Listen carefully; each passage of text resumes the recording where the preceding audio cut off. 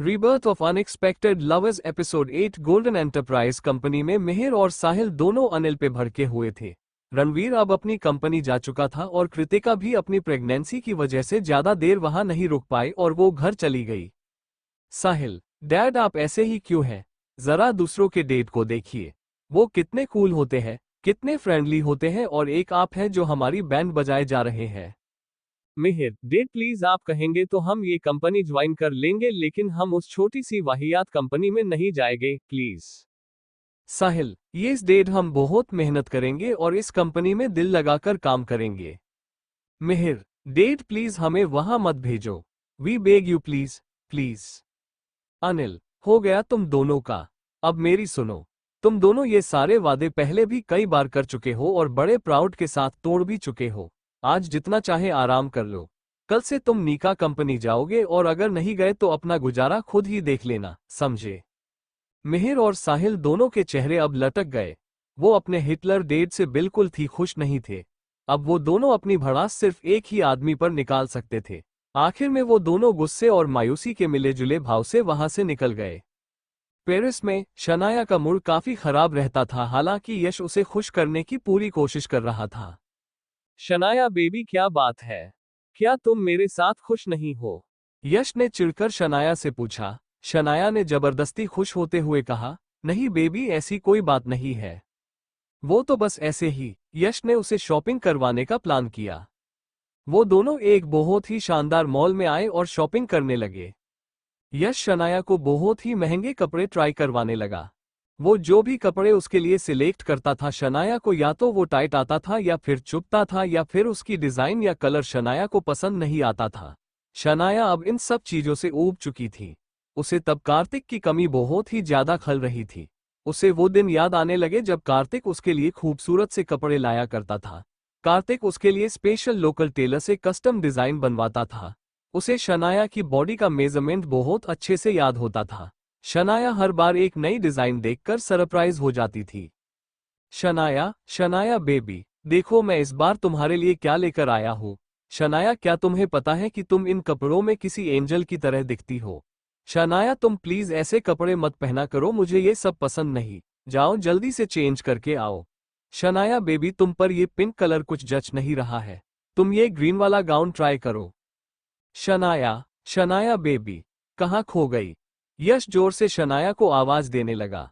शनाया जैसे कार्तिक के ख्यालों से बाहर आई। उसने यश को देखा तो पाया कि यश का मूड उसकी वजह से खराब हो चुका है। शनाया कुछ सोचकर अगले ही पल कार्तिक को भूलकर यश को प्यार से गले लगा लेती है। उसे फिर कान में धीरे से प्यार से कहती है, यश मैं क्या कह रही थी, क्यों ना हम एक रोमांटिक फोटोशूट करवाएं? क्यों ना हम हमारे इस ब्यूटीफुल हनीमून को यादगार बनाएं? क्या कहते हो? यश सोच में पड़ गया। अभी तो ये इतनी नाखुश थी और अब एकदम से जोश में आ गई। यश को कुछ समझ में तो नहीं आया, लेकिन फिर भी उसने हाँ कह दिया।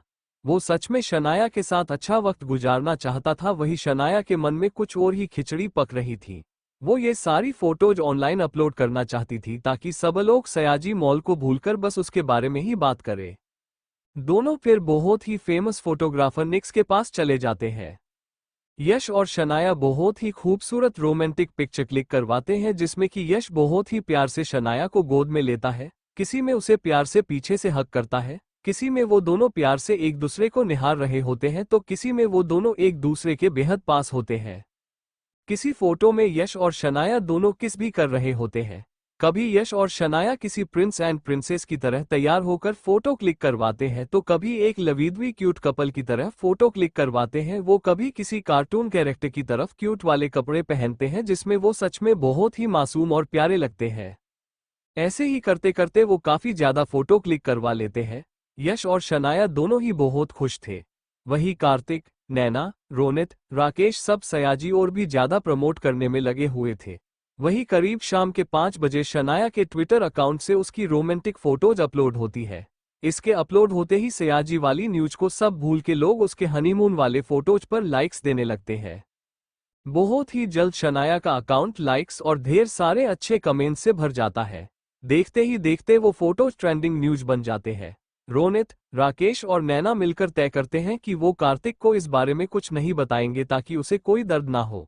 लेकिन धीरे धीरे ये बात कार्तिक तक पहुंच ही गई। जब उसने शनाया को यश के साथ इतना खुश देखा तो ना जाने क्यों लेकिन कार्तिक को बहुत दर्द हुआ। उसकी आंखें भर आई।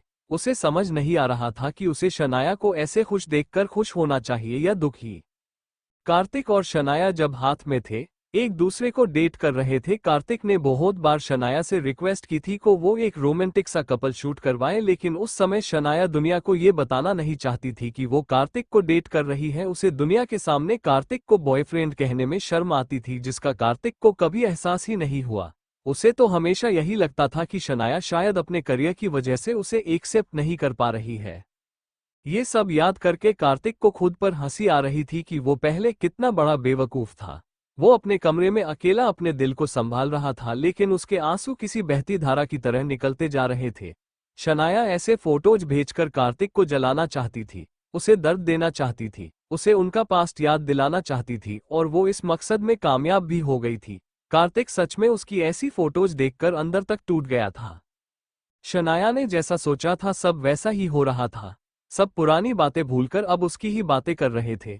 उसके क्यूट वाले फोटोज ने कई बड़ी कंपनियों का ध्यान उसकी तरफ खींच लिया था। यश, दशरथ और पद्मिनी ने जब ऑनलाइन ये सारी फोटोज देखी तो वो सब भी काफी खुश हो गए। शनाया के पेरेंट्स मिस्टर प्रणव बनर्जी और निशा बनर्जी भी अपनी बेटी को इतना खुश देखकर बहुत ज्यादा खुश हो गए। उन्होंने शनाया से वीडियो कॉल पे बात की। प्रणव बोले, शनाया बेटा, हम बता नहीं सकते कि हम कितना खुश हैं तुम्हारे लिए। आखिर में तुमने अपने घर को संभाल ही लिया। We are very proud of you. Nisha ने कहा, शनाया बेटा तू ठीक तो है ना, हमें माफ कर देना कि हमने तुम्हें इतना डांटा, भला बुरा कहा। शनाया उन्हें इतने लंबे समय के बाद देखकर बहुत ही ज्यादा इमोशनल हो गई। आखिर कौन सा बच्चा अपने माँ पापा के बिना खुश रह सकता है। वो रोने लगी। उसने इमोशनल होते हुए रोती आवाज में कहा। शनाया बोली, mom dad I am so sorry कि मैंने आप दोनों का दिल दुखाया, आपको इतना शर्मिंदा होना पड़ा। मैं सच में बहुत शर्मिंदा हूं अपने काम के लिए। प्रणव ने कहा, नहीं बेटे ऐसा मत कहो। जब यश ने तुम्हें माफ कर दिया तो भला हम कौन होते हैं तुमसे नाराज होने वाले। हम भी यही चाहते हैं कि तुम खुश रहो। निशा भी बोली, हाँ बेटा हम तुम्हारे लिए बहुत ही ज्यादा खुश है। भगवान करे कि अब तुम्हें कभी कोई दर्द या तकलीफ ना मिले और तुम्हें दुनिया जहां की सारी खुशियां मिले। हम वादा करते हैं कि अब हम तुमसे कभी नाराज नहीं होंगे और ना ही कभी तुमसे दूर जाएंगे, है ना जी। फिर प्रणव बोले, हाँ बिल्कुल, हम हमेशा हमारी प्रिंसेस के साथ ही रहेंगे और किसी को भी तुम्हें तंग नहीं करने देंगे। तुम बस ऐसे ही खुश रहो। मेरी दिल से दुआ है कि तुम और यश ऐसे ही हमेशा साथ में रहो। शनाया आज बहुत ही ज्यादा खुश थी। अब उसके पास सब कुछ था। उसे पद्मिनी का भी कॉल आया था और पद्मिनी ने भी उससे बहुत अच्छे से बात की थी। अब शनाया की लाइफ परफेक्टली ट्रैक पे आ गई थी। अब से शनाया का बस एक ही मकसद था, कार्तिक को सबक सिखाना, उसे अपने इशारों पे नचाना। शनाया ने यश के साथ मिलकर कई सारे क्यूट वाले वीडियोज और फोटोज अपलोड करना शुरू कर दिया। वो अब बहुत ही ज्यादा खुश रहने लगी थी। उसे ऐसे अपने साथ कुछ देखकर यश भी काफी ज्यादा खुश था। ऐसे ही पूरा दिन निकल जाता है।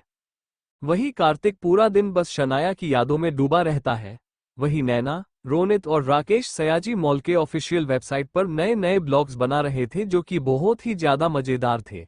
उनका काम बहुत अच्छे से चल रहा था। शाम को देर से नैना घर आए तो पाया कि सब लोग उदास थे। नैना ने हैरान होते हुए पूछा, अरे आप लोग ऐसे मुंह लटकाकर क्यों बैठे हैं, क्या हुआ? रेहान ने मायूसी से कहा, भाभी आज कार्तिक भाई कुछ नहीं बोले। वो ना कमरे से बाहर आए और ना ही ठीक से खाना खाया। इस वजह से हम सब परेशान हैं। नैना ये सुनकर हैरान हो गई। उसने पूछा, लेकिन ऐसा क्यों? रीत ने कहा, अरे वो शनाया की वजह से। आज उसने अपने सोशल वेबसाइट पे अपनी और यश की कुछ फोटो अपलोड की है जिसे कार्तिक भाई ने देख लिया, इसलिए वो उदास है। माँ और पापा ने बड़ी मुश्किल से उन्हें खाना खिलाया। किरण ने कहा, अब बस भी करो, कोई बात नहीं। नैना बेटा, जल्दी से फ्रेश होकर आ जाओ, मैं तुम्हारे लिए खाना लगाती हूँ। नैना ने प्यार से कहा, अरे नहीं मामी आप रहने दीजिए, मुझे अभी भूख नहीं है, मैं बाद में खा लूंगी। और प्लीज आप सब कार्तिक के लिए परेशान ना हो, मैं कार्तिक से बात करूंगी, ठीक है? नैना का ये पॉजिटिव एटीट्यूड देखकर सभी लोग अब शांत हो गए। उन्हें अब कार्तिक के लिए राहत मिली। अब जाकर वो चैन से आराम कर सकते थे। वही नैना अपने रूम में आ जाती है। जब वो अंदर आती है तो कार्तिक अपने फोन में डूबा हुआ था। नैना उसे अकेला छोड़कर पहले फ्रेश होने चली जाती है। जब वो वापस आती है तो वो देखती है कि कार्तिक अब भी वैसा ही बैठा है जैसे पहले बैठा था। ये देखकर नैना का दिमाग खराब हो गया। नैना कुछ सोचती है, फिर वो अपने फोन में से एक गाना बजाती है और अकेले अकेले नाचने लगती है। चला जाता हूँ किसी की धुन में धकते दिल के तराने लिए, मिलन की मस्ती भरी आंखों में हजारों सपने सुहाने लिए। कार्तिक एकदम से नींद से जागा। उसने देखा तो पाया कि नैना किसी पागल शराबी की तरह अकेले ही नाचे जा रही है। कार्तिक सच में हैरान था, लेकिन वो कुछ नहीं बोला। वो कहते हैं ना, music is the best therapy of the world. Kartik को ये गाना बहुत अच्छा लग रहा था, ऊपर से नैना का ये बेतुका डांस उसे बहुत बचकाना लग रहा था। वो खुद को हंसने से रोक नहीं पाया। कार्तिक ने पहले तो अपने मुंह पर हाथ रख के खुद को रोकने की कोशिश की, लेकिन कुछ ही देर में वो सारी शर्म बाजू पे रख के जोर जोर से हंसना चालू कर दिया। नैना अब भी रुकी नहीं। वो किसी मनमौजी की तरह अपनी ही धुन में खोई रही, मानो कार्तिक कमरे में हो ही ना। जब नैना से बैटरी नाचते गाते खत्म हुई, तभी वो कार्तिक के बाजू में लेट गई और लंबी लंबी सांसें लेने लगी। नैना को ऐसे दखल कार्तिक पुरानी सारी बातें भूल गया। वो भी नैना की तरह ही लेट गया। कार्तिक ने पूछा, क्या बात है नैना, तुम आज बहुत खुश लग रही हो, कुछ हुआ है क्या? नैना ने ताना मारते हुए कहा, हाँ हुआ है ना, आज गुड़िया के खेत में फसल अच्छी हुई है, तो मैंने सोचा कि मुझे इसे सेलिब्रेट करना चाहिए। कार्तिक ने फिर कहा, ओह ऐसा क्या, वैसे क्या मैं तुम्हें एक एडवाइस दे सकता हूँ? नैना ने कहा, हाँ बोलो ना। कार्तिक ने कहा, नैना प्लीज तुम ऐसे दोबारा मत नाचना, सच में तुम जोकर लगती हो। ये सुनकर नैना आंखें बड़ी करके कार्तिक को देखने लगी। कार्तिक ने भोला सा चेहरा बनाकर पूछा, क्या तुम मुझे ऐसे क्यों देख रही हो? नैना ने अपनी आईब्रो उठाकर कहा, मिस्टर कार्तिक ओबोरॉय, मुझे तुम्हारी एक बात तो माननी ही पड़ेगी, तुम काफी ज्यादा ही डेयरिंग हो, वरना मुझे ऐसे बोलने की हिम्मत तो राहुल में भी नहीं है। ये सुनकर कार्तिक को पता नहीं क्या हुआ, वो खड़ा होने लगा, लेकिन हमारी नैना द वंडर गर्ल कहाँ पीछे रहने वाली थी। उसने जोर से कार्तिक की टी शर्ट पीछे से पकड़ ली और उसे वापस लेता दिया, फिर वो किसी बच्चे की तरह उसके पेट पे बैठ गई। कार्तिक ये देखकर हैरान हो गया। आज कार्तिक को रीत नैना से ज्यादा होशियार और मैच्योर लग रही थी। उसने जोर से कहा, नैना ये तुम क्या कर रही हो, उठो मेरे ऊपर से, देखो डोर अनलॉक है, अगर कोई आ गया और किसी ने हमें ऐसे देख लिया तो क्या सोचेंगे वो हमारे बारे में, प्लीज हटो मेरे ऊपर से। नैना ने बेफिक्री से कहा, हाँ जिसे जो देखना है उसे देखने दो, मुझे इससे घंटा फर्क नहीं पड़ता, समझे? ये सुनकर कार्तिक का चेहरा लाल हो गया। उसे सच में बहुत शर्म आ रही थी। वो मन में बड़बड़ाने लगा, ओह गॉड, ये नैना ऐसी ही क्यों है? क्या इस बेवकूफ लड़की को इतना भी नहीं पता कि ऐसी पोजीशन देखने वाले के लिए कितनी ऑकवर्ड होती है? अब मैं इसे कैसे बताऊं कि ये मेरे गलत स्पॉट पे बैठी है? Please God help me. Kartik को अब पसीना आ रहा था, वही नैना इस पोजीशन को बहुत अच्छे से एंजॉय कर रही थी। वो बार बार ऊपर नीचे हो रही थी। उसे कार्तिक की बॉडी किसी मेले के राइड की तरह लग रही थी, उसे ऐसे हिलने में बहुत मजा आ रहा था। बुरी बात यह थी कि वो ऐसा करते करते कार्तिक के पेट से पीछे और पीछे और पीछे जाती जा रही थी, जिसका उसे कोई आइडिया नहीं था। वहीं उसके ऐसा करने से कार्तिक और भी ज्यादा शर्म से पानी पानी हो रहा था। कार्तिक ने कहा, नैना प्लीज अब बस करो, please I beg you, I request you, please stop this. Kartik और नैना अपने कमरे में अजीब सी हालत में थे। कार्तिक बेड पर लेटा हुआ था और नैना उसके ऊपर उछलकूद कर रही थी। कार्तिक ने गिड़गिड़ाते हुए कहा, नैना प्लीज अब बस करो, please I beg you, I request you, please stop this. Naina अब भी मजे से कार्तिक की वार्निंग को अनदेखा कर रही थी।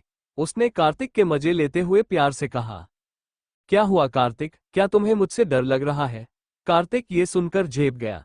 कार्तिक ने खुद को स्ट्रांग दिखाते हुए जोर से कहा, अरे नहीं, बिल्कुल नहीं, भला मैं तुमसे क्यों डरूंगा?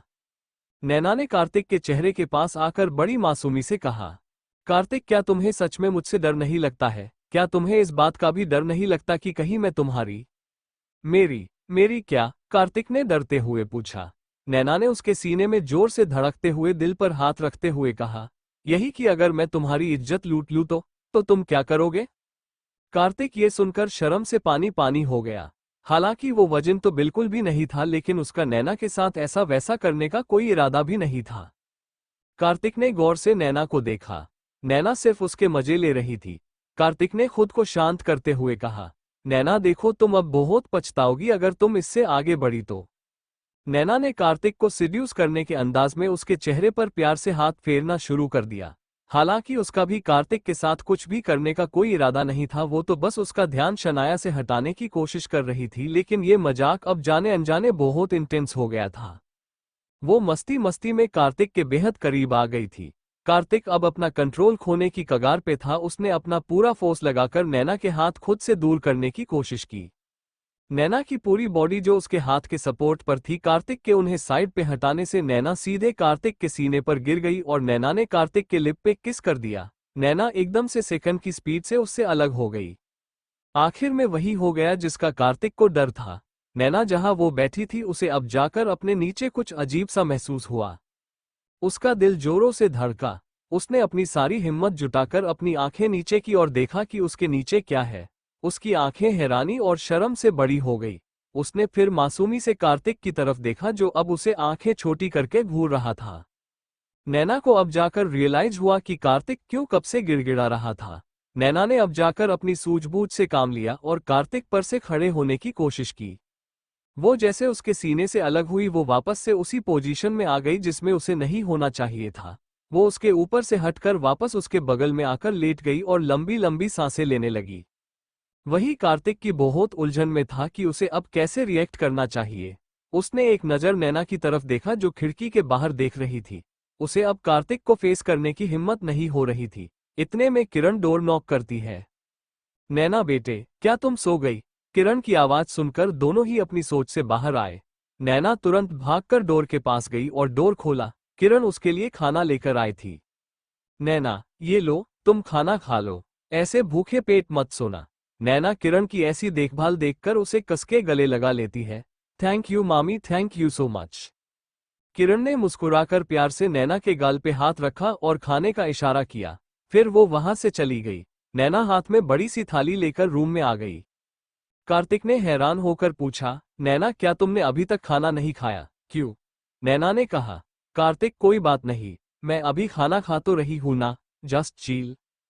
कार्तिक बिना कोई सवाल किए नैना के पास आकर बैठ गया और खाने का निवाला लेने लगा। नैना ने हैरानी से पूछा, कार्तिक क्या तुम्हें भूख लगी है? क्या मैं तुम्हारे लिए भी एक प्लेट लेकर आऊं? कार्तिक ने कहा, बावली छोकरी, मैंने खाना खा लिया है और ये खाना तुम्हारे लिए है, समझी? ये बोलकर कार्तिक ने अपना निवाला नैना की तरफ बढ़ा दिया। नैना ने खुशी खुशी वो खा लिया। कार्तिक फिर ऐसे ही उसे खाना खिलाने लगा और नैना बड़े चाव से खाने लगी। आखिर में नैना को अपने पापा की याद आ गई। जब वो जिंदा थे वो ऐसे ही नैना पर अपनी जान छिड़कते थे। नैना को अपने पापा की पुरानी बातें याद आने लगती है। कार्तिक जब प्लेट रखकर वापस अपने रूम में आया तो देखा कि नैना बेड पर बैठी रो रही है। कार्तिक तुरंत उसके पास चला गया और उसके पास बैठकर पूछा, नैना क्या हुआ? क्या तुम्हें मेरी कोई हरकत बुरी लगी? आई एम सॉरी, लेकिन प्लीज तुम ऐसे रो मत। क्या हुआ मुझे बताओ, मैं तुम्हारी सारी प्रॉब्लम सेटल कर दूंगा। कार्तिक की ऐसी क्यूटसी बातें सुनकर नैना खुद को मुस्कुराने से रोक नहीं पाई और कहा, ओहो कार्तिक, तुम इतने अच्छे क्यों हो? तुम इतने मासूम क्यों हो? तुम इतने भोले क्यों हो? कार्तिक को कुछ समझ नहीं आया, लेकिन उसने नैना को सहारा देने के लिए उसके माथे पर किस कर दिया और उसके माथे के साथ अपना माथा टेककर प्यार से पूछा, क्या तुम चाहती हो कि मैं बैड बॉय बनूं? नैना की स्माइल एकदम से बड़ी हो गई। शायद वो भी कार्तिक का वैसा अवतार देखना चाहती थी। वो बस इमेजिन कर रही थी कि भोले भाले कार्तिक का बेडसाइड कैसा होगा। उसने हाँ में सिर हिला दिया। कार्तिक ने फिर नैना को वार्न करके कहा, सोच लो, कल सुबह फिर पछताना मत। ये सुनकर नैना फ्रिज हो गई। उसने आंखें छोटी करके टोंट मारते हुए कहा, कार्तिक तुम एक कमजोर आदमी हो, जरा देखो खुद को। तुम कुछ नहीं कर सकते तो तुम्हें ऐसे हवा में बातें करने की जरूरत नहीं है, समझे? कार्तिक को पता था कि नैना ऐसा क्यों कह रही थी। वो सीधा सीधा उसे चैलेंज कर रही थी कि वो उसके साथ कुछ भी नहीं कर सकता है। कार्तिक ने अब कोई बात नहीं की और मुस्कुराते हुए रूम की लाइट्स ऑफ कर दी। नैना इससे शॉक हो गई। कार्तिक, कार्तिक, नैना कुछ आगे पूछती इससे पहले कार्तिक ने अपने होठ उसके नाजुक होठों पे रख दिए। नैना अब और भी ज्यादा सरप्राइज हो गई। नैना ने उससे अलग होकर डरते हुए कहा, कार्तिक ये तुम क्या कर रहे हो? क्या तुम अपने रूल्स तोड़ने वाले हो? देखो तुम ऐसा नहीं कर सकते। कार्तिक ने मासूम बनते हुए कहा, नैना मैं कोई रूल नहीं तोड़ रहा, मैंने तुम्हें प्रोमिस किया था कि मैं तुम्हारी सारी बात मानूंगा, तो बस मैं वही कर रहा हूँ, ओके? नैना आगे कुछ कहती तभी कार्तिक उसे और भी ज्यादा फोर्स लगाकर उसे किस करने लगता है। नैना सोचने लगी, ओह नो, ये मैंने क्या कर दिया। ये कार्तिक कितना फेक है, मुझे तो लगा था कि ये सिर्फ और सिर्फ दिमाग से ही तेज है, लेकिन ये तो और भी दूसरे मामलों में तेज है। अब मैं क्या करूं। कार्तिक अब और भी ज्यादा इंटेंस हो रहा था। नैना से ये सब बर्दाश्त नहीं हुआ, उसने जोर से गुस्से में कहा, Kartik you are such a bad boy, दूर रहो मुझसे, नहीं तो मैं तुम्हारी चटनी बना दूंगी। कार्तिक ने हंसते हुए कहा, ओह नैना, तुमने अभी तक मेरा बेडसाइड देखा ही कहा है, जो तुम ऐसा बोल रही हो वो तो मैं अब दिखाने वाला हूँ, सो जस्ट चिल। कार्तिक अपने पूरे मूड में आ चुका था। वो नैना की पूरी बॉडी पे अपनी उंगलियां घुमा रहा था, इससे नैना को बहुत गुदगुदी हो रही थी और बहुत अजीब भी लग रहा था। कार्तिक अब उसके नेक को किस कर रहा था। नैना को पहले सच में लगा था कि कार्तिक बस मजाक कर रहा है, लेकिन अब ये बहुत ज्यादा ही हो रहा था। नैना को काफी डर भी लग रहा था कि कहीं कार्तिक अपनी हद पार ना कर दे।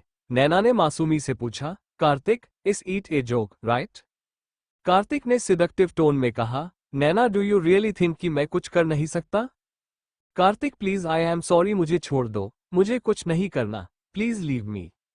नैना ने पतली सी आवाज में कहा। कार्तिक वापस से उसके चेहरे के करीब आ गया, फिर उसके चेहरे के साथ अपने चेहरे को रब करने लगा। दोनों अपनी सांसें एक दूसरे पर छोड़ रहे थे। दोनों के अंदर बहुत कुछ एक साथ चल रहा था जिसे वो जबरन कंट्रोल करने की कोशिश में लगे हुए थे। नैना के लिए ये सब कुछ पहली बार था, इसलिए उसका खुद पर कोई कंट्रोल नहीं था, वही कार्तिक भी बहुत मुश्किल से खुद को संभाल रहा था। आखिर में दोनों ने एक लंबी किस की फिर अलग हो गए। दोनों ही बेड के कोने में चले गए। रूम का टेम्परेचर बहुत हाई हो गया था। दोनों का टेम्परेचर उससे भी ज्यादा हाई हो गया था। नैना ने कसके चादर को पकड़े रखा था जब तक कि उसे नींद ना आ गई, वही कार्तिक भी पेट के बल लेटकर खुद को रोक रहा था। आखिर में दोनों ने खुद को संभाला और कभी एक दूसरे के इतने पास कभी ना आने का फैसला किया, फिर वो चादर के अंदर अपना मुंह छुपाकर सो गए। दूसरी तरफ शेरगिल निवास में साहिल और मिहिर की नींदें उड़ी हुई थी। जाहिर था कि ये सब उनके पापा की जिद के कारण हो रहा था। वो उन्हें बस कोसे जा रहे थे। मिहिर बोला, थू है ऐसी जिंदगी पर, साला एक तो इतना सारा पैसा हमारे लिए कमाया और जब हम इस्तेमाल कर रहे हैं तो इन्हें खुजली हो रही है। पापा आदमी है या पायजामा। साहिल ने कहा, और नहीं तो क्या, इनको बस पूरी दुनिया में हम ही मिलते हैं परेशान करने के लिए। एंड उनकी एक फिक्स धमकी, मैं तेरा बैंक अकाउंट ब्लॉक करवा दूंगा। हम मिहिर फिर बोला, भाई कुछ तो करना होगा, ये हमारी आन बान और शान का सवाल है। कल को जब हमारे दोस्तों को इस बारे में पता चलेगा तो क्या इज्जत रह जाएगी हमारी। साहिल बोला, हाँ यार, अपनी तो नाक ही कट जाएगी। सोनिया तो मुझसे ब्रेकअप ही कर लेगी। कुछ कर मेरे भाई, मेरी लव लाइफ का सवाल है। मिहिर ने कहा, हाँ तो मेरी वाली भी तो दाव पे लगी हुई है। मेरा भी ब्रेकअप पक्का है। ये डेट देखना, कभी हमारी शादी होने ही नहीं देंगे। हम पक्का पापा की वजह से कुंवारे मरेंगे। साहिल फिर पूछने लगा, तो अब क्या करे मिहिर। मिहिर कुछ सोचते हुए बोला, चल हेल्पलाइन नंबर पर कॉल करते हैं, अब तो बस उन्हीं का सहारा है। दोनों ने फिर हाय-फाय किया, फिर मिहिर ने अपने जीजाजी को कॉल किया। आधी रात में रणवीर ने कॉल पिक किया। रणवीर बोला, hello who is this. Mihir ने कहा, जीजू हम हैं। रणवीर बोला, ओह तुम दोनों हो, कहो क्या काम है। साहिल ने मीठी आवाज में कहा, जीजू please help us, only you can help us. We don't want to work with Kartik, please take us out of this matter. Ranveer जो कि गहरी नींद में था, कार्तिक का नाम सुनकर एकदम से जाग गया और बेड पर बैठ गया। उसने एक नजर बाजू में सो रही कृतिका पर डाली जो आराम से सो रही थी। रणवीर तुरंत कमरे से बाहर निकल गया, फिर होश संभालते हुए कहा। रणवीर ने कर्कश आवाज में कहा, मिहिर साहिल आखिर तुम दोनों मुझसे क्या करवाना चाहते हो, साफ साफ कहो। मिहिर ने कहा, हमें नहीं पता, हम बस नीका कंपनी में नहीं जाना चाहते। आप कैसे भी करके पापा को समझाओ। रणवीर फिर चिढ़ते हुए बोला, घंटा समझाऊं, तुम्हारे डेट कोई बिल्ली का बच्चा है जिसे मैं कहूंगा और वो मान जाएंगे। अपने आगे उन्होंने आज तक किसी की भी सुनी है जो मेरी सुनेंगे। साहिल ने कहा, लेकिन आप उनके दामाद हैं, उन्हें आपकी बात माननी ही पड़ेगी। आप ट्राई तो कीजिए। रणवीर बोला, नहीं नहीं, मुझे इस मामले में मत घसीटो, ये तुम दोनों का मैटर है, तुम दोनों ही निपटाओ। मिहिर ने कहा, आप ऐसा क्यों कर रहे हैं जीजाजी, प्लीज ना, अब बच्चे की जान लोगे क्या, मान भी जाइए। आप महान हैं, सर्वशक्तिमान है आप। रणवीर फिर चिढ़ते हुए बोला, हाँ हाँ हाँ, अब बस करो, मैं सब समझ गया। साहिल ने खुश होते हुए कहा। ओह बहुत अच्छा, तो बताइए आप क्या करने वाले हैं? रणवीर ने कहा, कल मैं नहीं, कल तुम दोनों करने वाले हो नीका कंपनी ज्वाइन, समझे? मिहिर ने जोर से कहा, जीजू ये चीटिंग है, आप ऐसे पलटी नहीं मार सकते। रणवीर ने फिर अपनी आवाज नीचे करके कहा, अच्छा सुनो, मैं तुम दोनों की एक ही शर्त पर मदद कर सकता हूँ। मिहिर फिर खुशी से चहकते हुए बोला, ओह ये सब हुआ ना हमारे जीजा वाली बात, कहिए क्या चाहिए आपको? रणवीर ने कहा, मुझे कार्तिक की बर्बादी चाहिए, इसमें तुम दोनों को मेरी मदद करनी पड़ेगी। साहिल ने पूछा, जीजू इसमें हम आपकी क्या हेल्प कर सकते हैं? हम यहाँ खुद की हेल्प नहीं कर पा रहे हैं, आपकी कैसे करेंगे? रणवीर ने कहा, तुम दोनों कल कार्तिक के ऑफिस जाओगे, कार्तिक की बात भी मानोगे, लेकिन तुम वहाँ काम बिगाड़ने का काम करोगे।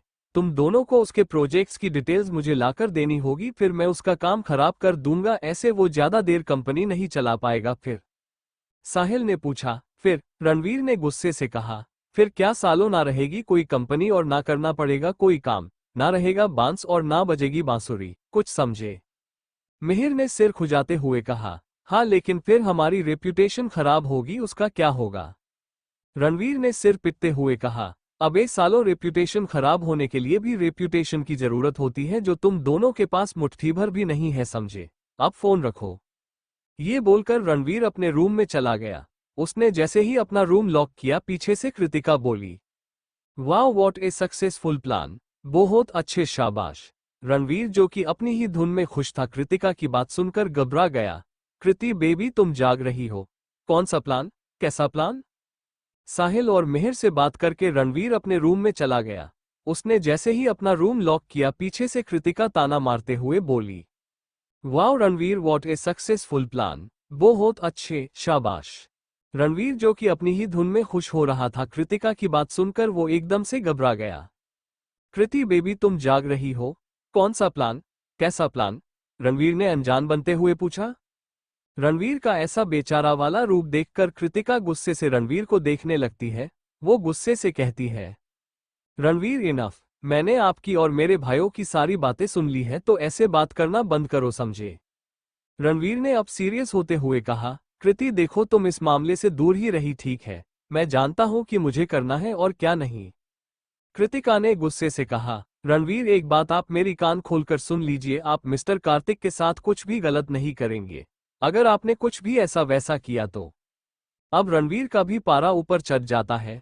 वो गुस्से से पूछता है, तो क्या आगे बोलो, क्या करोगी तुम?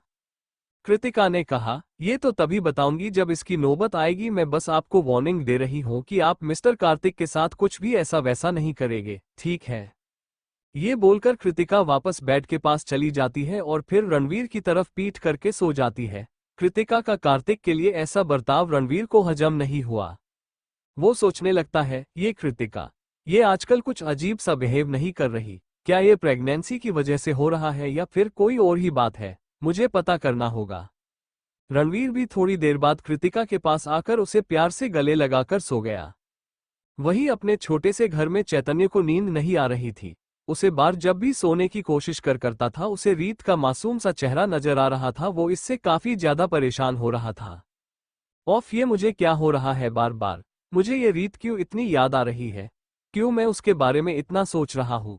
Chintu control control. आखिर में वो एक लंबी सांस लेता है, फिर सो जाता है। अगले दिन नैना देर से उठती है। जब वो घड़ी देखती है तो उसे पता चलता है कि सुबह से 9 बज चुके हैं।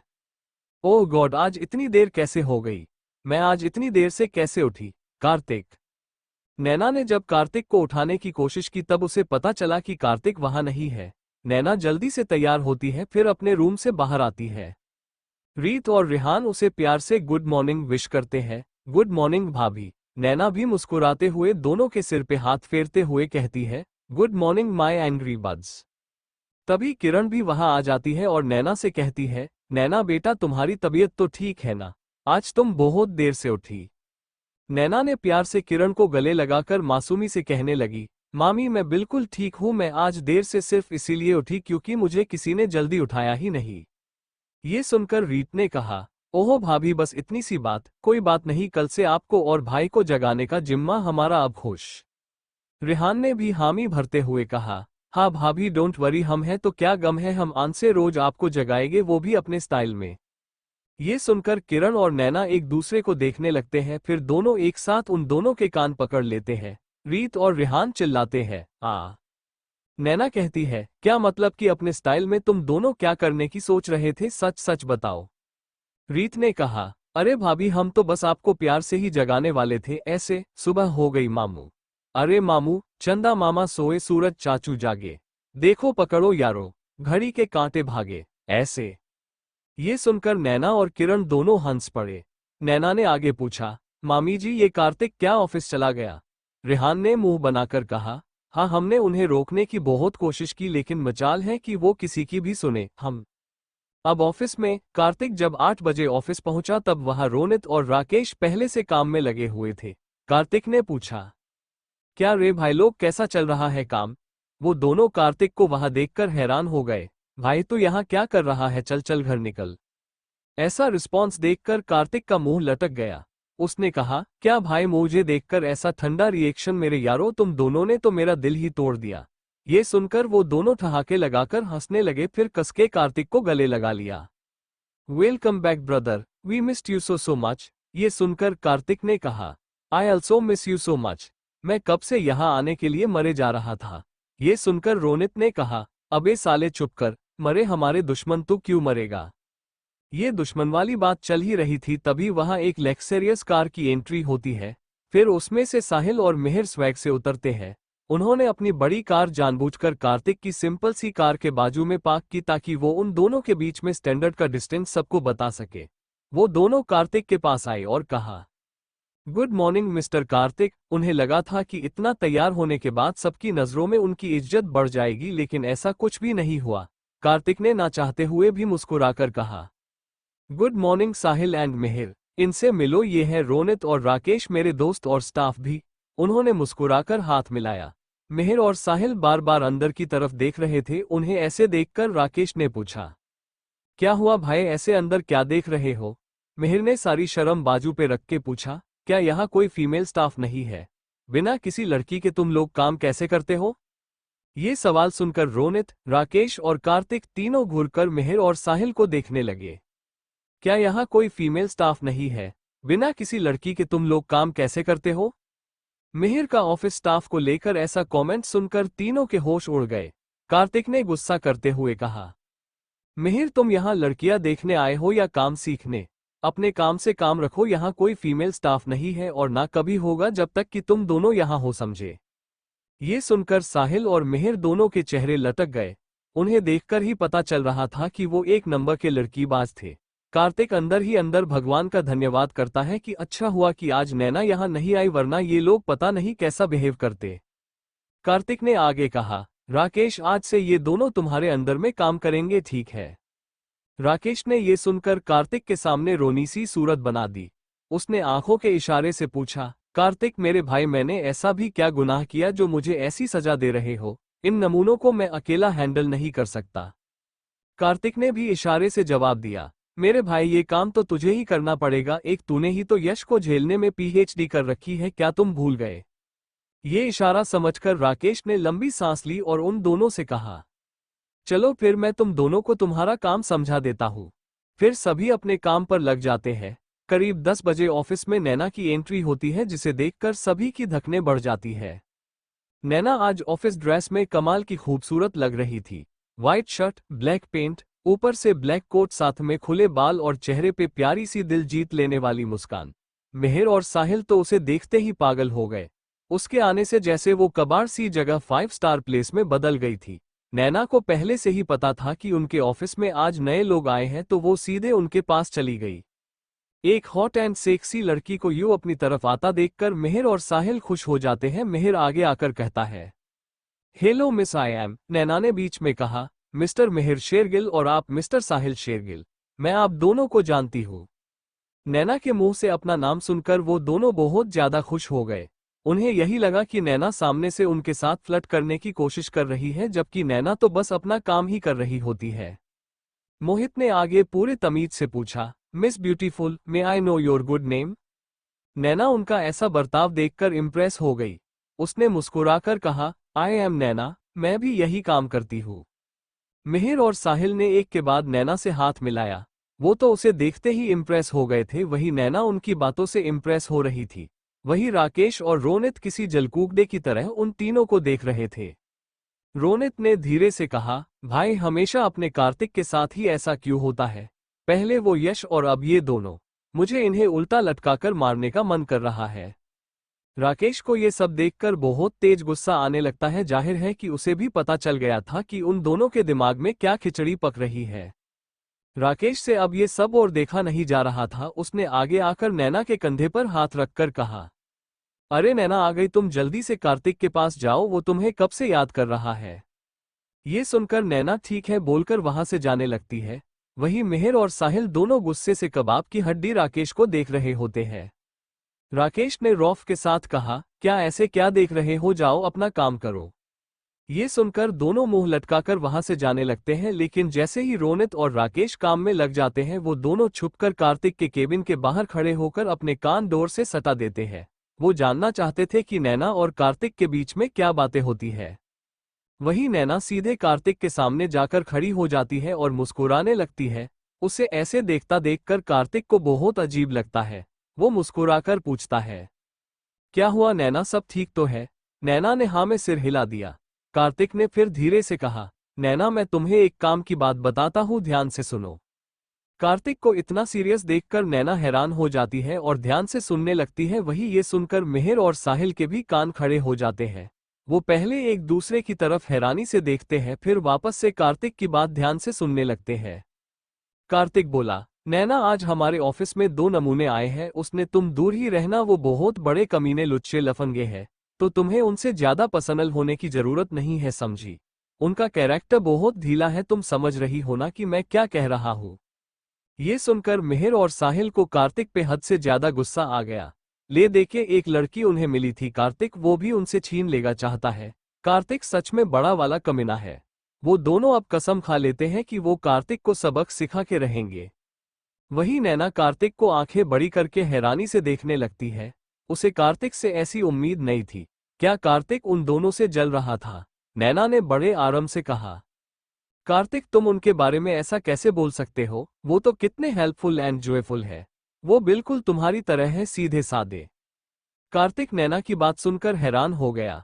वो समझ गया कि नैना उसके पास आने से पहले उन दोनों से मिल चुकी है और वो उनसे इम्प्रेस भी हो चुकी है।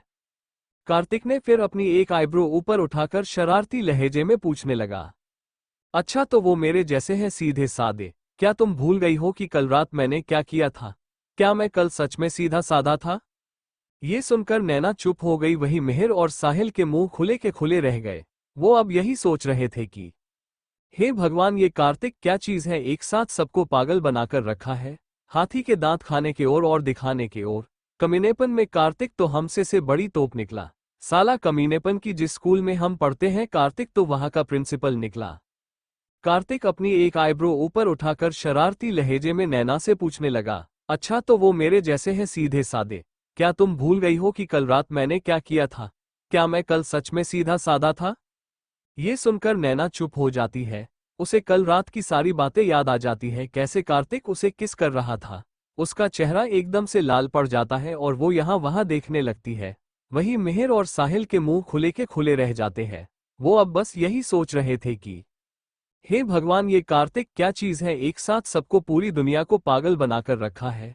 हाथी के दांत खाने की ओर और दिखाने की ओर। कमीनेपन में कार्तिक तो हमसे से बड़ी तोप निकला। साला कमीनेपन की जिस स्कूल में हम पढ़ते हैं कार्तिक तो वहां का प्रिंसिपल निकला।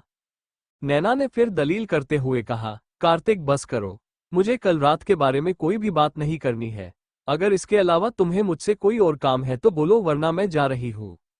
नैना पीछे पलटने ही वाली थी, तभी कार्तिक ने नैना के सामने अपना सिर पकड़ लिया और बेचारा बनते हुए कहा, आह नैना। नैना ने ध्यान से कार्तिक की तरफ देखा। कार्तिक सच में काफी दर्द में लग रहा था। नैना जल्दी से उसके पास आ जाती है और वो प्यार से कार्तिक का सिर अपने कोमल हाथों से पकड़कर पूछने लगी, कार्तिक क्या हुआ तुम्हें? तुम ठीक तो हो? क्या मैं डॉक्टर को? नैना अपनी बात पूरी करती इससे पहले ही कार्तिक उसे कमर से पकड़ लेता है और अपनी जांघों पर बैठा देता है। नैना आंखें बड़ी करके कार्तिक की तरफ देखती है। वो बहुत ही शौक हो जाती है कार्तिक की ऐसी हरकत देखकर। कार्तिक उसे देखकर शरारत से मुस्कुरा देता है। उसके हाथ अब भी नैना की पतली कमर पे ही होते हैं।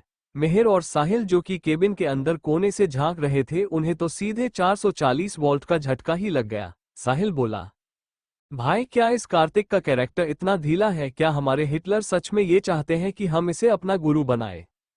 मिहिर और साहिल एक दूसरे को देखते हैं, फिर वो वापस से अंदर देखने लगते हैं। नैना उसके ऊपर से उठने की कोशिश करती है, वही कार्तिक नैना को कसके अपनी गोद में सही से बैठा लेता है, जैसे कोई बड़ा किसी बच्चे को गोद में बैठाता है। कार्तिक फिर अपना चेहरा नैना के चेहरे के पास लाता है और उसे सहलाने लगता है। नैना अब फ्रिज हो जाती है। वो कभी वैभव के भी इतना करीब नहीं आई थी। ये सब कुछ उसके लिए नया था। कार्तिक फिर प्यार से एक साथ नैना के गाल पर रख देता है और उसका चेहरा अपनी तरफ कर देता है। नैना धीरे से उसकी तरफ मुड़ी, उसकी आंखें अब भी बंद थी। नैना का मासूम सा प्यारा गोरा चेहरा अपने इतने पास देखकर कार्तिक अपना सारा कंट्रोल खो देता है और उसे किस करने लगता है। नैना भी सब कुछ भूलकर कार्तिक का साथ देने लगती है। नैना को वहां देखने में थोड़ी दिक्कत होती है, इसलिए वो थोड़ा उठकर कार्तिक की तरफ मुड़ जाती है और उसे वापस से किस करने लगती है। कार्तिक और नैना अब पूरी तरह एक दूसरे में खो जाते हैं। केबिन के अंदर का ऐसा नजारा देखकर मिहिर और साहिल दंग रह जाते हैं। वो दोनों फिर वहां से निकल जाते हैं और अपनी सीट पर आकर बैठ जाते हैं। मिहिर कहता है, भाई ये कार्तिक तो लड़कियों के मामले में सच में हमारा बाप है। क्या हमें इससे लड़कियां पटाने की क्लास लेनी चाहिए? इसने तो एक ही सेकंड में उस लड़की को बहला लिया, जबकि हमें तो काफी समय लगता है।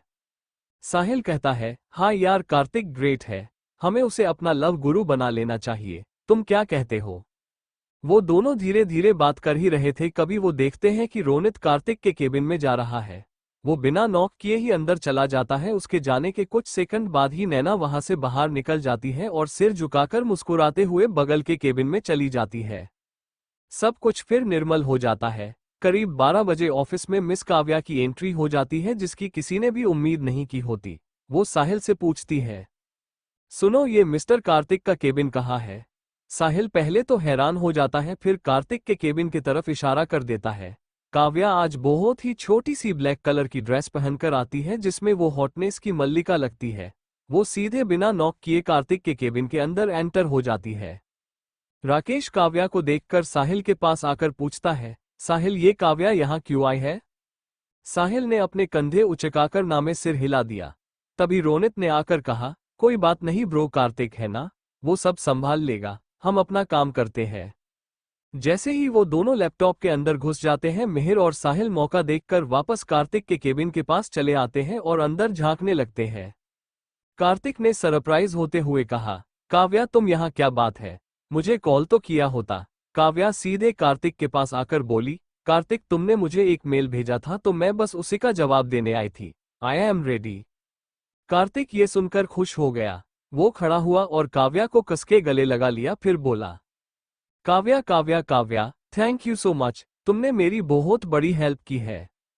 काव्या भी खुशी से कार्तिक को गले लगा लेती है। फिर जैसे ही कार्तिक उसे अलग होता है, काव्या उसके गालों पर दो दो किस कर लेती है। कार्तिक कुछ नहीं कहता और बस मुस्कुरा देता है। कार्तिक खुश होकर काव्या से कहने लगता है, काव्या ये लो कॉन्ट्रैक्ट पेपर्स, इसे अच्छे से देख लो, पढ़ लो, फिर साइन कर दो। काव्या मुस्कुराकर बिना पढ़े ही पेपर्स पर साइन कर देती है। कार्तिक ये देखकर हैरान हो जाता है। अरे काव्या पहले एक बार पेपर्स पढ़ तो लो। काव्या खुश होकर कहती है, ओफो Kartik, I trust you baby, I know you will never cheat मी। काव्या की ये बात कार्तिक के दिल को छू गई।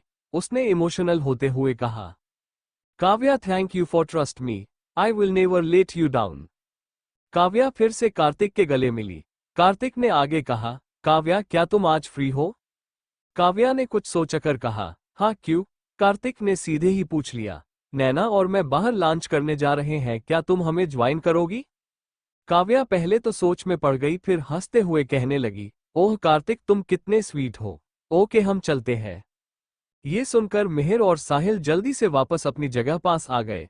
कुछ ही देर में नैना अपने केबिन से बाहर निकली और कार्तिक के केबिन में चली गई। कुछ देर बाद तीनों ही हंसते हुए बाहर आए। रोनित और राकेश उन्हें ऐसे देखकर हैरान हो गए। रोनित ने पूछा, क्या भाई क्या हो गया? क्या तुम्हारा काम पूरा हो गया? कार्तिक ने हाँ में सिर हिला दिया। फिर उसने राकेश से कहा, राकेश तुम शनाया को कॉन्ट्रैक्ट कैंसिलेशन लेटर भेज दो, जल्दी से सारी फॉर्मेलिटी कंप्लीट कर दो। राकेश ने ओके बॉस कह दिया। कार्तिक आगे बोला, एंड रोनित, हमारे काम और भी ज्यादा बढ़ने वाला है तो तुम जॉब पोर्टल्स पर अच्छे एम्प्लॉय सर्च करना शुरू कर दो। ये सुनकर रोनित ने हाथ ठीक है कहा, फिर कुछ याद करके कहा, वैसे कार्तिक मुझे हमारी वेबसाइट पे एक जॉब रिक्वेस्ट आई थी किसी इशिका वर्मा की, क्या मैं उसे आज की डेट दे दूं? नैना ने पूछा, इशिका वर्मा? ये कौन है? बिना सामने से कोई जॉब की एडवर्टाइज किए हमें एम्प्लॉय कैसे मिल गई? रोनित ने कहा, नैना ठीक से याद करो, उस लड़की ने साथ में तुम्हारा रेफरेंस कार्ड भी हमें पोस्ट किया है। क्या तुमने किसी को यहाँ अप्लाई करने को बोला था? ये सुनकर नैना कुछ याद करने लगी। उसे सयाजी मॉल वाली लड़की याद आई। उसने कार्तिक से रिक्वेस्ट करते हुए कहा, कार्तिक रोनित सही कह रहा है, मैंने एक लड़की को यहाँ आने के बारे में कहा था, क्या तुम प्लीज उसका पर्सनल इंटरव्यू लोगे? वो लड़की बहुत अच्छी है, प्लीज। ये सुनकर कार्तिक ने कहा, ऑफ कोर्स नैना, इन सब कामों के लिए मैं हमेशा आगे ही रहता हूँ। रोनित, तुम उसे 2 बजे का टाइम दे दो, ठीक है? रोनित ने हाँ में गर्दन हिला दी। मिहिर से अब रहा नहीं गया और उसने कार्तिक से कहा, बस करो मेरे भाई, एक साथ कितनों को हैंडल करोगे? तुम एक साथ इतने लोगों को संभाल नहीं पाओगे। उसकी ये बचकानी बात सुनकर सब हैरान हो जाए हैं। वहां खड़े सभी आदमियों को पता था कि मिहिर किस लोगों की बात कर रहा है। इससे एक पल के लिए कार्तिक शर्मा ही जाता है। कार्तिक सोचता है, ये दोनों कितने बड़े नमूने हैं सच में। इन दोनों को सिवाय लड़कियों के कुछ दिखता भी है, कमीने कहीं के हम। वही नैना और काव्या को कुछ समझ नहीं आया। नैना ने मिहिर से पूछा, मिहिर तुम किस बारे में बात कर रहे हो? कार्तिक एक साथ क्या संभालता है, और ऐसा क्या है जो कार्तिक एक साथ हैंडल नहीं कर सकता? काव्या भी नैना की हाँ में हाँ मिलाते हुए कहती है, लुक तुम जो कोई भी हो, लेकिन कार्तिक की कैपेसिटी बहुत जोरदार है। वो एक साथ बहुत कुछ हैंडल कर सकता है, समझे? कार्तिक के लिए कोई भी काम नामुमकिन नहीं है। यूं तो काव्या ने कार्तिक की तारीफ ही की थी, लेकिन जाहिर है सुनने वाले सभी आदमियों के लिए इस तारीफ का दूसरा ही मतलब निकलता है। कार्तिक का चेहरा अब और भी ज्यादा लाल हो जाता है। वही राकेश और रोनित कार्तिक पर हंसने लगते हैं। वही मिहिर और साहिल ने भी काव्या की डबल मीनिंग बातों का गलत ही मतलब निकाला। उनके हिसाब से कार्तिक एक साथ कई लड़कियों को सेटिस्फाई कर सकता है। ये बात समझकर उन्हें कार्तिक से जलन होने लगती है। वही कार्तिक से ये सब और सहन नहीं होता और वो कहता है, काव्या नैना चलो चलते हैं, हम लेट हो रहे हैं। ये बोलकर कार्तिक तुरंत ही बाहर निकल जाता है। वही काव्या और नैना भी उसके साथ बाहर चली जाती है। करीब 2 बजे नीका ऑफिस में इशिका आती है। वही रोनित कुछ काम से बाहर जा रहा होता है, तभी वो दोनों आपस में टकरा जाते हैं। रोनित को तो इससे फर्क नहीं पड़ा, लेकिन इशिका नीचे गिरने ही वाली होती है। तभी रोनित उसे कसके पकड़कर अपनी बाहों में भर लेता है। ये सब कुछ इतना जल्दी हो जाता है कि किसी का ध्यान ही उन पर नहीं जाता। अब तक कार्तिक और नैना भी ऑफिस में आ चुके थे और वो राकेश, मिहिर और साहिल सब प्रोजेक्ट पे ही काम कर रहे होते हैं। रोनित से हुई टक्कर के चलते इशिका का फोन और सीवी नीचे गिर जाता है। रोनित फिर उससे अलग होता है और उसका सामान उसे वापस करते हुए कहता है, miss Ishika, are you okay? I am sorry I did not see you. Ishika ने रोनित की तरफ देखती है, जो कि बहुत ही ज्यादा हैंडसम था। वो मुस्कुराकर कहती है, अरे आप सॉरी क्यों बोल रहे हैं? सॉरी तो मुझे बोलना चाहिए। मैंने आपको नहीं देखा था और आपसे ऐसे टकरा गई। आई एम सॉरी। इशिका की प्यारी सी मीठी आवाज से सबका ध्यान उस पर चला गया। उसने भी नैना की ही तरह ऑफिस स्टाफ का ड्रेसअप किया था, white shirt and black pant. उसने अपने आधे बाल बांध के रखे थे और आधे खुले छोड़े थे। उसका गोरा सुंदर चेहरा, उस पर काली नशीली आंखें और गुलाबी होठ सबका ध्यान अपनी तरफ खींचने के लिए काफी थे। रोनित भी उसे देखकर एक पल के लिए सब कुछ भूल जाता है। वही मिहिर और साहिल उसे देखते ही उस पर लट्टू हो जाते हैं। अरे आप सॉरी क्यों बोल रहे हैं? सॉरी तो मुझे बोलना चाहिए। मैंने आपको नहीं देखा था और आपसे ऐसे टकरा गई। आई एम सॉरी। इशिका की इतनी प्यारी मीठी सी आवाज सुनकर सबका ध्यान उस पर चला जाता है। नैना फिर अपनी जगह से खड़ी होती है और उसके पास आती है, मिस इशिका, फाइनली हम दोबारा मिल ही गए। नैना को वहां देखकर इशिका बहुत ज्यादा खुश हो जाती है। जब वो यहाँ आती तब उसे ऐसा छोटा सा गोडाउन देखकर काफी अजीब लग रहा होता है। वो कब से सोच ही रही होती है कि उसे अंदर जाना चाहिए या नहीं। आखिर में हिम्मत करके वो अंदर आती है। इशिका ने जब बाहर से अंदर झांका था तब वहां हर तरफ बस लड़के ही थे, इसलिए और भी ज्यादा घबरा रही थी। लेकिन अब जब उसे पता चलता है कि यहाँ नैना भी काम करती है तो उसकी सारी झिझक दूर हो जाती है। इशिका मुस्कुराकर नैना को रिप्लाई करती है, थैंक यू सो मच कि आपने मुझे अपना कार्ड दिया और मुझे इस जॉब के बारे में बताया। मुझे आपसे मिलकर बहुत अच्छा लगा। मुझे भी, ये कहकर नैना इशिका को गले लगा लेती है। इशिका भी उसे अच्छा रिस्पॉन्स देते हुए गले लगा लेती है।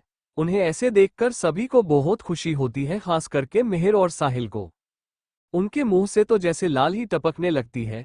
वो दोनों एक दूसरे को देखकर ऐसे इशारे कर रहे होते हैं मानो वो दोनों लड़कियों को आपस में बांट रहे हो। नैना तो मेरी है, तू वो दूसरी वाली रख ले। ठीक है, हाँ ठीक है, लेकिन तू अब मेरी वाली के पास मत आना, समझा? हाँ, और तू भी मेरी वाली को इम्प्रेस मत करियो, डन। Yes done. वही कार्तिक, राकेश और रोनित का ध्यान सिर्फ उन लड़कियों पर होता है, इसलिए वो उन दोनों पर ध्यान नहीं दे पाते हैं। नैना कहती है, so Ishika, are you ready for your interview? Ishika बोली, yes. Okay then let me introduce you with my friends. This is Ronit Roy, he is Rakesh Verma, Kartik Oberoi and Sahil Shergill, Mihir Shergill. Hello everyone. Ishika ने मुस्कुराकर कहती है। सभी स्माइल करके उसे रिप्लाई करते हैं। नैना आगे कहती है, इशिका तुम्हारा इंटरव्यू कार्तिक लेंगे। कार्तिक? नैना फिर कार्तिक की तरफ देखती है, फिर कार्तिक बोलता है, मिस इशिका इस तरफ आइए।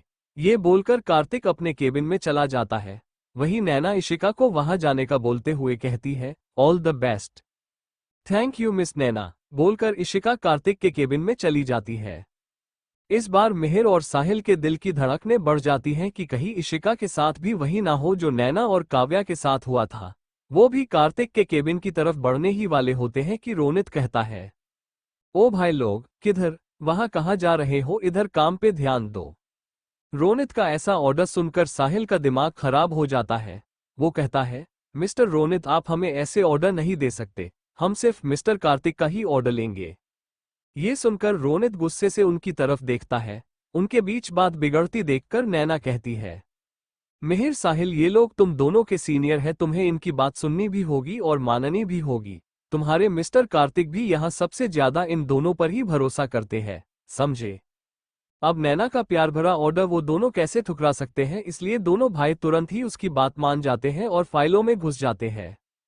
उन्हें ऐसा करता देखकर नैना बहुत खुश हो जाती है और उनके पास बैठकर कहती है, ओ, तुम दोनों कितने स्वीट हो और कितने हम्बल भी।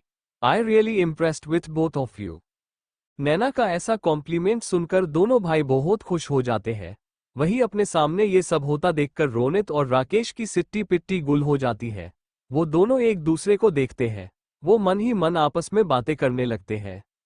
ये नमूने तो सच में बहुत शातिर है, हमें इनसे संभाल कर रहना होगा। साले किसी को भी पल भर में बेवकूफ बना सकते हैं। उफ, ये कार्तिक ने क्या नए तोते पाल लिए, कहीं ये नैना को अपनी तरफ ना कर ले। हाँ, सही कह रहे हो भाई, ये चमचे दोनों लड़कियां पटाने में माहिर है, कहीं ये कार्तिक और नैना के बीच का रोड़ा ना बन जाए। पता नहीं कौन सी मनहूस घड़ी थी जब कार्तिक ने इन्हें यहाँ आने के लिए हाँ कर दी। हम वही पेरिस में शनाया और यश दोनों एक दूसरे में डूब हुए थे। पूरा कमरा फूलों की खुशबू से भरा हुआ था। दोनों के कपड़े यहाँ वहां पड़े हुए थे। दोनों ही एक दूसरे को जैसे छोड़ना ही नहीं चाहते थे। अचानक से पूरे रूम में शनाया के फोन की रिंग गूंजने लगती है। दोनों एक दूसरे में इतना मशगूल थे कि किसी को भी फोन उठाने की नहीं पड़ी थी। एक बार, दो बार, तीन बार, अब वो दोनों इस रिंग से परेशान हो गए। यश ने गुस्से में कहा, कौन है ये मनहूस जो इस समय फोन कर रहा है? इसकी तो मैं। शनाया कहती है, कोई बात नहीं यश, मैं अभी देखती हूँ। शनाया देखती है कि इस समय उसकी असिस्टेंट करीना का कॉल है। उसे ये देखकर उस पर बहुत ज्यादा गुस्सा आ जाता है। शनाया बोली, करीना, जब मैं तुम्हारा कॉल पिक नहीं कर रही हूँ तो तुम्हें समझ जाना चाहिए कि मैं बिजी हूँ। क्या तुम्हें इतनी सी बात भी समझ नहीं आती?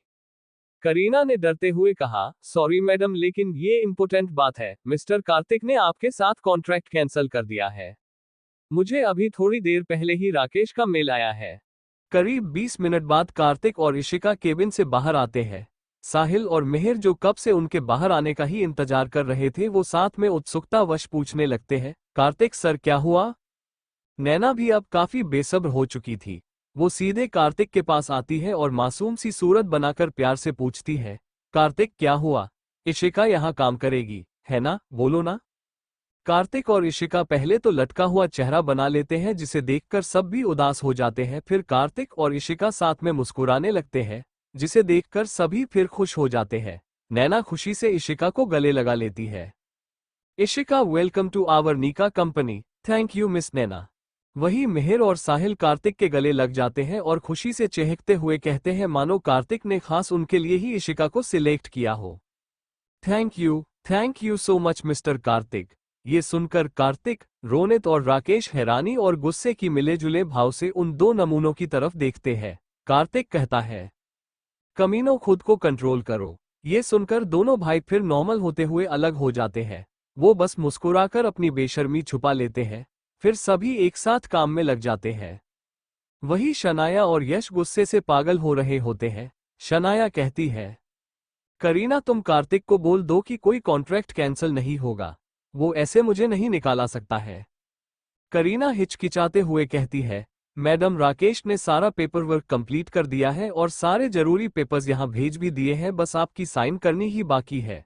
हम अब कुछ नहीं कर सकते। और क्या? जल्दी बोलो, यश ने तिलमिलाते हुए कहा।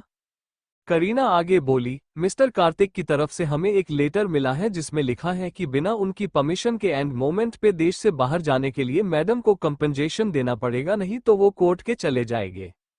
ये सुनकर शनाया और यश और भी ज्यादा आग बबूला हो गए।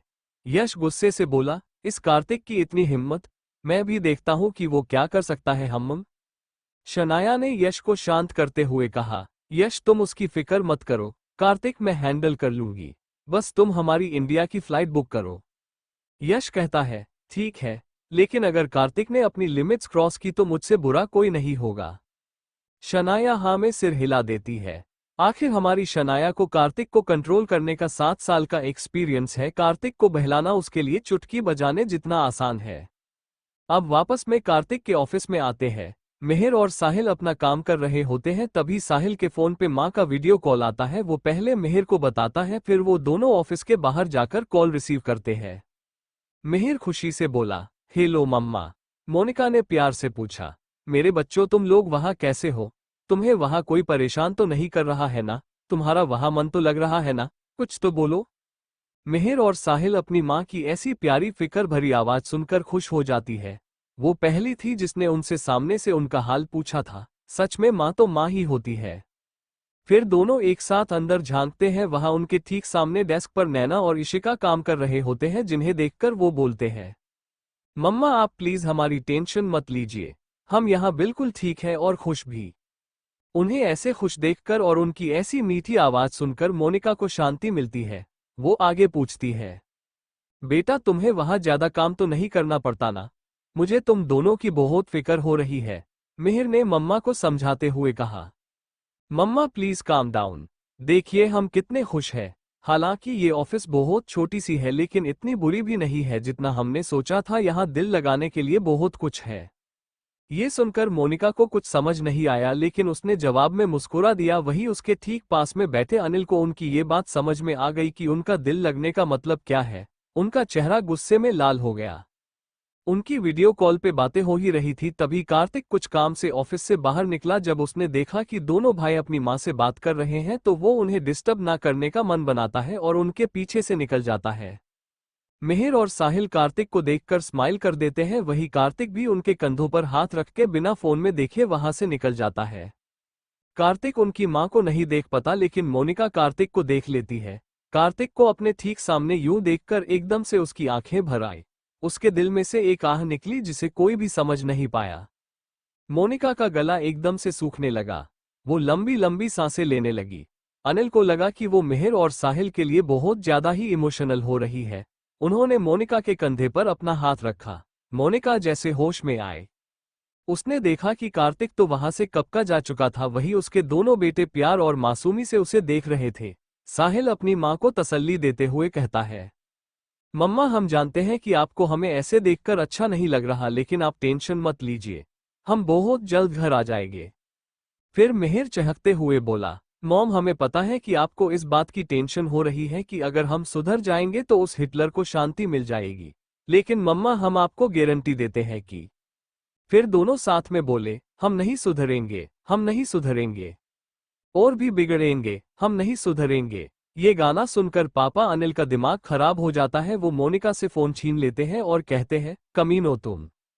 मिहिर और साहिल जब एकदम से अपने स्ट्रिक्ट पापा की शक्ल देखते हैं वैसे ही फोन काट देते हैं। मिहिर गुस्से से बोला, आयला ये हिटलर को भी चैन नहीं है, इनसे हमारी खुशी कभी देखी ही नहीं जाती हम। साहिल भी मिहिर की हाँ के हाँ मिलाता हुआ कहता है, हम कोई बात नहीं मेरे भाई, जब हम रात को घर जाएंगे उन्हें परेशान करने का पूरे दिन का कोटा एक साथ पूरा कर लेंगे। मिहिर खुश होकर बोला, येस ब्रो। वही अनिल गुस्से में खड़े हो जाते हैं, फिर अपनी बीवी से कहते हैं, देखा देखा मोनिका, मेरे फोन लेते ही इन्होंने फोन काट दिया और ऊपर से कैसे गाना गा रहे थे इनकी तो। मोनिका उन्हें शांत करके मुस्कुराते हुए बोली, come on Anil ji, calm down. आपको तो पता है कि वो ऐसे ही है, फिर क्यों इतना गुस्सा कर रहे हैं। ये जो भी है, जैसे भी है, हमारे बेटे हैं, कभी तो इन्हें प्यार से ट्रीट कर लिया कीजिए।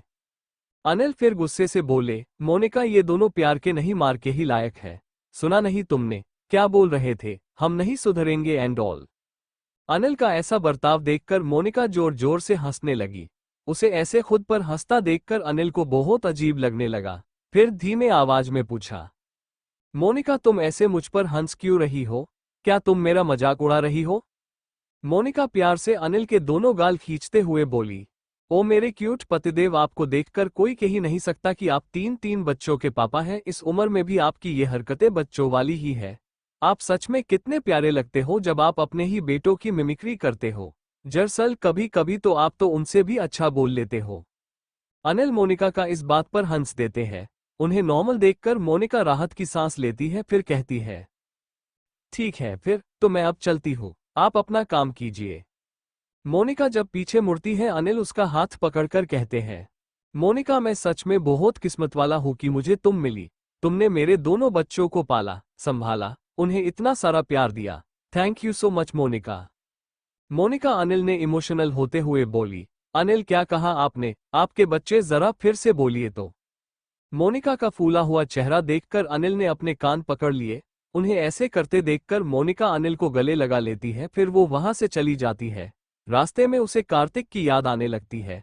अब वो खुद को रोक नहीं पाती और वही रोने लगी।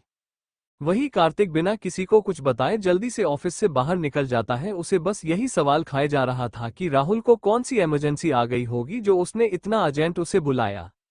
ओह गॉड प्लीज अब कुछ गलत मत होने देना। नैना पहले ही मेरी वजह से बहुत परेशान हुई है, प्लीज अब राहुल से साथ कुछ गलत मत होने देना, नहीं तो नैना इस बार खुद को संभाल नहीं पाएगी। कार्तिक हवा को चीरते हुए स्पीड में कार चला रहा था। वो ड्राइविंग करते हुए काफी परेशान भी लग रहा था। उसे राहुल की बहुत ज्यादा टेंशन होने लगी। उसे थोड़ी देर पहले की बातें याद आने लगी जब उसे राहुल का कॉल आया था। कार्तिक जब अपने केबिन में था उसे राहुल का कॉल आया। कार्तिक ने पूछा, और भाई क्या बात है, बहुत दिनों बाद हमारी याद आए। सामने से राहुल की परेशान सी आवाज आए, हेलो जीजू। कार्तिक एकदम से सीरियस हो गया। उसने हैरान होकर पूछा, राहुल क्या हुआ तुम्हें। राहुल ने सीधे मुद्दे पर आकर कहा, जीजू मैं अभी मेक योर डे कैफे में हूँ, आप प्लीज यहाँ आ जाइए। कार्तिक अब और भी ज्यादा परेशान हो गया। उसने एक नजर बाहर नैना पर डाली जो इशिका के साथ हंसकर बातें कर रही थी। उसने फिर धीरे से पूछा, राहुल सच सच बताओ क्या बात है, मुझे पूरी बात बताओ वरना मैं नैना को सब बता दूंगा। राहुल ने एकदम से जोर देते हुए कहा, नहीं जीजू प्लीज नैना को कुछ मत बताना, मुझे बस आपसे काम है। आप प्लीज यहाँ आ जाइए, मैं आपको सारी बात बता दूंगा। और हाँ, इसके बारे में नैना को कुछ मत बताना प्लीज। कार्तिक को अब राहुल के लिए टेंशन होने लगती है। उसने नाराज होते हुए कहा, राहुल तुम मुझे बता क्यों नहीं देते कि तुम्हें क्या बात करनी है और ऐसी क्या बात है जो तुम्हें नैना से छुपानी पड़ रही है। राहुल ने बात खत्म करते हुए कहा, जीजू मैं सारी बात आपके यहाँ आने के बाद ही बताऊंगा, तो प्लीज जल्दी से यहाँ आ जाइए, आई नीड यू। इतना बोलकर राहुल ने फोन रख दिया। वही कार्तिक बस फोन को घूरता रहा। कार्तिक मन ही मन सोचने लगा, ओह गॉड प्लीज अब राहुल के साथ कुछ गलत मत होने देना। नैना पहले ही मेरे एक्सीडेंट की वजह से बहुत परेशान हुई है, प्लीज अब राहुल से साथ कुछ बुरा मत होने देना, नहीं तो नैना इस बार खुद को संभाल नहीं पाएगी। थोड़ी ही देर में Kartik make your day cafe में पहुंच गया। राहुल वही एक प्राइवेट रूम में किसी के साथ बैठा हुआ था। कार्तिक उसके पास आकर बेचैनी से बोला, राहुल क्या हुआ है, तुम ठीक तो हो? राहुल अपने जीजाजी को देखकर खुश हो गया और उसे प्यार से गले लगा लिया। राहुल इमोशनल होते हुए बोला, जीजू थैंक यू सो मच कि आप इतनी जल्दी यहाँ आ गए। कार्तिक इस बार गुस्से से बोला, राहुल के बच्चे एक बार और अगर तूने घुमा फिराकर बात की मैं तुम्हारा मुंह तोड़ दूंगा, सच बता रहा हूं मैं। राहुल हंसते हुए अपने जीजा से अलग हुआ और कहा, हाँ बाबा ठीक है, मैं आपको सब बताता हूँ, आप पहले बैठ तो जाइए प्लीज। कार्तिक वहां बैठ गया। उनकी टेबल पर एक और लड़के को देखकर वो हैरानी से राहुल को देखने लगा। राहुल ने उनको मिलवाते हुए बोला, जीजू ये रितेश है, रितेश सिन्हा, वैभव का छोटा भाई। ये सुनकर कार्तिक दंग रह गया। राहुल उसे वैभव के भाई से क्यों मिलवा रहा था? राहुल ने कार्तिक की कंफ्यूजन दूर करते हुए कहा, जीजू बात कुछ ऐसी है कि हम चाहते हैं कि मतलब हम। राहुल की ऐसी टोन सुनकर कार्तिक अपनी एक आईब्रो उठाकर उसे घूरने लगा। राहुल ये देखकर एकदम से चुप हो गया। वही रितेश बिना किसी झिझक के बोला, कार्तिक ब्रो हम चाहते हैं कि आप अपनी कंप्लेंट वापस ले ले। देखिए भाई ने जो भी कुछ किया वो बहुत गलत था, लेकिन प्लीज आप बड़ा दिल रख के उन्हें माफ कर दे। हम यहाँ आपसे रिक्वेस्ट करने आए हैं। ये सुनकर कार्तिक हैरानी से राहुल की तरफ देखने लगा। उसने कंफर्म करते हुए पूछा, राहुल क्या तुम भी ऐसा चाहते हो कि मैं वैभव को माफ कर दूं, सब कुछ भुला दूं, उसे जेल से बाहर निकाल दूं? बोलो। राहुल ने पहले तो सिर झुका लिया, फिर हाँ में सिर हिला दिया। कार्तिक ने आगे पूछा, और वो क्यों? राहुल ने कहा, जीजू इसकी वजह से मेरी दीदी की हालत बहुत ज्यादा खराब हो रही है, वो बहुत बीमार है और कार्तिक ने फिर पूछा, और क्या? रितेश राहुल की बात पूरी करते हुए बोला, शी इज प्रेग्नेंट। ये सुनते ही कार्तिक को पूरी बात समझ में आई। वो सोच में पड़ गया। उसे यूं गहरी सोच में डूबता देख राहुल ने कार्तिक को मनाते हुए बोला, जीजू प्लीज मैं आपसे प्रॉमिस करता हूं कि आगे से आपको या आपके फैमिली को मेरी फैमिली की वजह से कोई प्रॉब्लम नहीं होगी। उनकी सारी रिस्पॉन्सिबिलिटी मैं लेता हूं, प्लीज उन्हें माफ कर दीजिए। कार्तिक अजीब सी कश्मकश में था। वो कुछ देर तक इस बारे में सोचता रहा। आखिर में कुछ सोचकर उसने कहा, राहुल देखो ये काम नैना ने किया है, तो मैं उससे इस बारे में जरूर पूछूंगा। अगर वो वैभव को जेल से बाहर निकालने के लिए मान जाती है तो मैं अपनी कंप्लेंट वापस ले लूंगा। मैं इससे ज्यादा तुम्हें कोई प्रॉमिस नहीं कर सकता। कार्तिक जवाब थोड़ा बुरा था, लेकिन इतना भी बुरा नहीं था। अभी भी उम्मीद तो थी। राहुल ने कहा, जीजू प्लीज ये मेरी बहन की खुशियों का सवाल है, आपको नैना दी को मनाना ही होगा। आई रिक्वेस्ट यू प्लीज। कार्तिक ने राहुल को दिलासा देते हुए कहा, don't worry Rahul, I will try my best. मैं उसे मना ही लूंगा, ओके? राहुल ने कहा, थैंक यू सो मच जीजू, आप बेस्ट हो। रितेश भी खुश होकर बोला, हाँ मिस्टर कार्तिक आप सच में ग्रेट है, थैंक यू सो मच। हमें पूरी उम्मीद है कि आप कैसे भी करके नैना जी को मना ही लेंगे। We trust you. कार्तिक इस बात पर मुस्कुरा दिया।